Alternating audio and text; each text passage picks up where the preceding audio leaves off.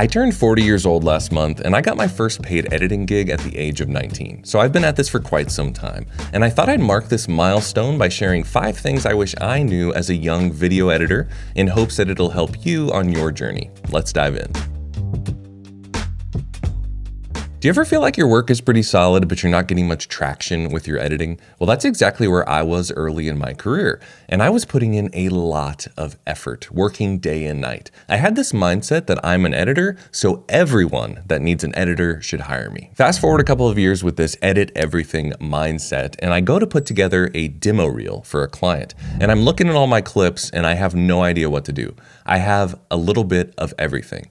I have some short montages, I have some commercials, some funny, some serious, I have talking head corporate videos, I have short documentaries, I even have clips from a feature-length documentary. So I was stumped, and I take this collection of clips to my mentor and say, what should I put on my demo reel? We sit down together and watch through most of the clips, and my hope is he's gonna give me an exact list of what to include and the order to put it in. And instead, he drops this bombshell advice in 2 parts. 1, only include your very best stuff, and 2, double down on what you're good at. I'm sure at the time I was like, oh man, can you please just give me a list of what to include? But that was a really incredible piece of advice for a young editor because it required me to be self-aware. I was so busy taking on every editing project, I wasn't really thinking which ones were the best, which ones were weaker, and what I liked to work on and what I didn't like to work on. This was the first time that thought had crossed my mind. I went away to do some thinking, and I realized that my weaker stuff were probably the short montages, and my best stuff were probably the narrative commercials, particularly the comedic ones. So I decided, even though it was super hard, that I was just going to include the comedic commercials on my reel. And maybe more importantly, I was only going to go after that type of work. Not only was it my best stuff, but it was the stuff I liked working on the most.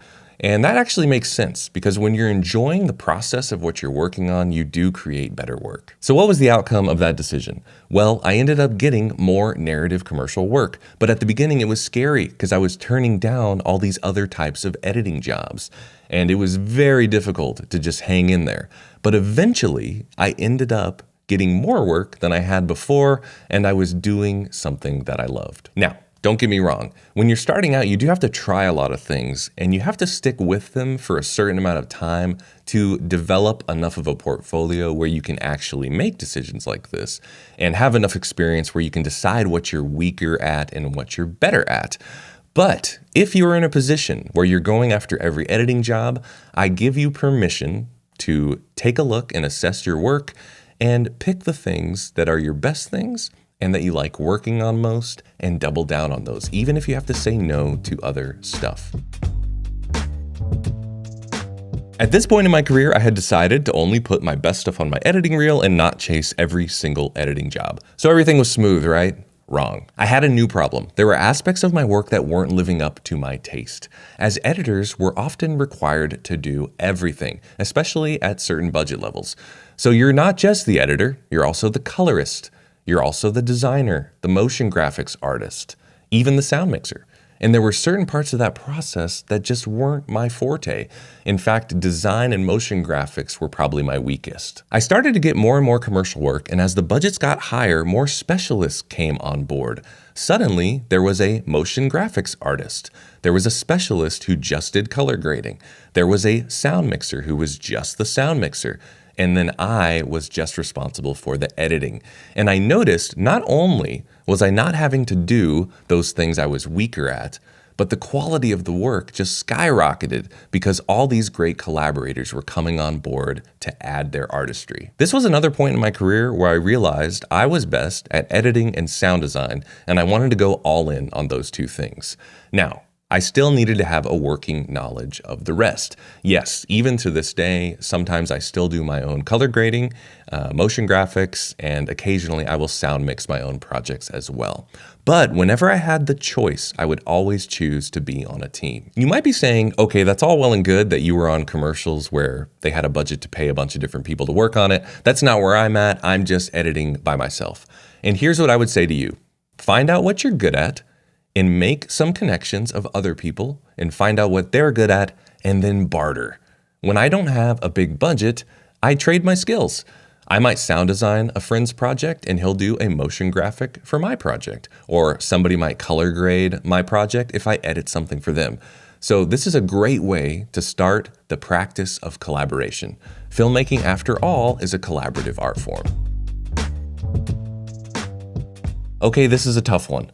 There's a skill that is required for great editing that is not only one of the most difficult things to do as an editor, but it's one of the most difficult things to do as a human. So now I'm well into my career and I'm targeting jobs that I'm best at, I'm outsourcing the parts that I'm weaker at, but there's still one aspect of editing that is exceedingly hard for me: getting feedback. Now be honest here, when your creative work is criticized, do you take it personally?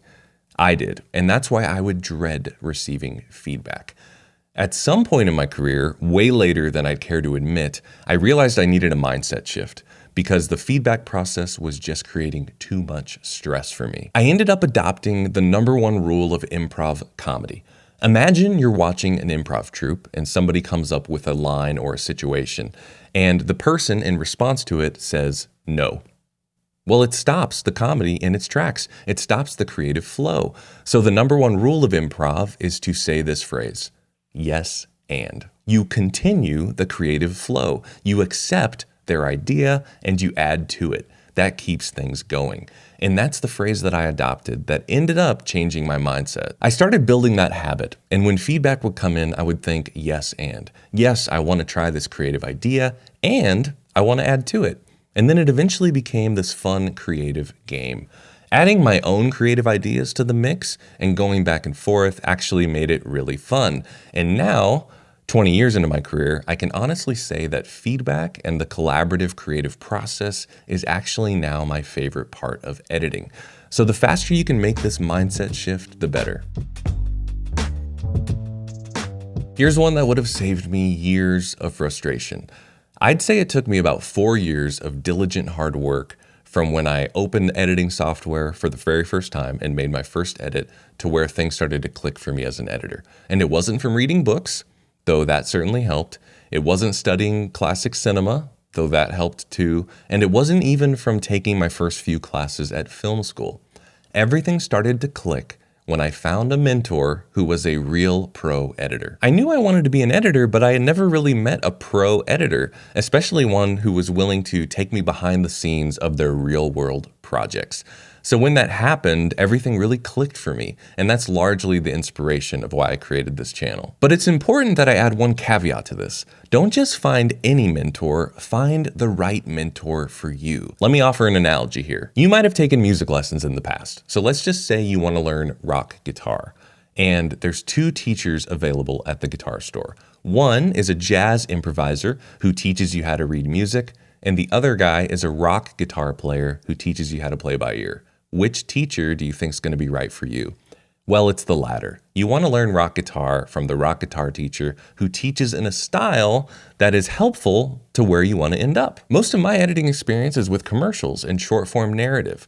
So if you're super passionate about experimental filmmaking or maybe feature-length documentary filmmaking, I may not be the right mentor for you, and that's totally okay.